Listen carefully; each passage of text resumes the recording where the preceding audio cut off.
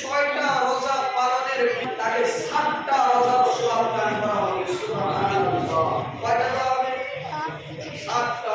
তাহলে 29 দিনও যদি রোজা পালন করে 290টা রোজার সওয়াব, 290 দিন রোজার সওয়াব পাবো। আর শাওয়ালের যদি কোনো অর্থাৎ আজ থেকে 29 দিনের মধ্যে যে ব্যক্তি 6টা রোজা পালন করে 7 দিনের রোজার সওয়াব টাকার আমলনামায় দান করা হবে। তাহলে 290 দিন আর ওটা 60 দিন, তাহলে কত দিন হবে?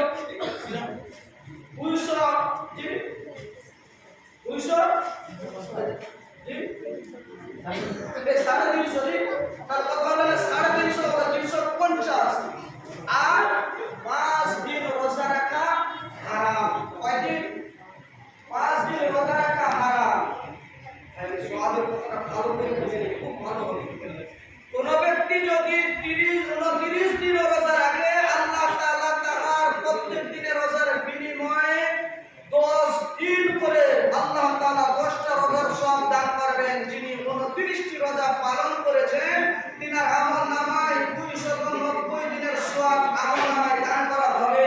আর আজ থেকে 29 দিনের মধ্যে শাওয়াল মাসের মধ্যে যে 6টা রোজা পালন করবে তার আমলনামায় 60 দিনের সওয়াব দান করা হবে।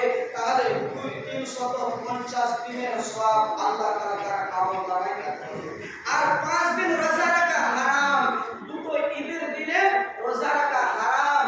আর জিলহজ মাসের 11, 12, 13 এই 3 দিন ইচ্ছা মতো কুরবানির গোশত খাও, ইচ্ছা মতো গোশত খাবে কুরবানির, আর রোজার সওয়াব পাবে। আরে এই 5 দিন রোজার সওয়াব আল্লাহ তাআলা দেবে। এই 5 দিন আর 350 দিন, তার কত দিন হলো? 355 দিন। আর আরবি মাসের বৎসর হচ্ছে 354 দিনে। তাহলে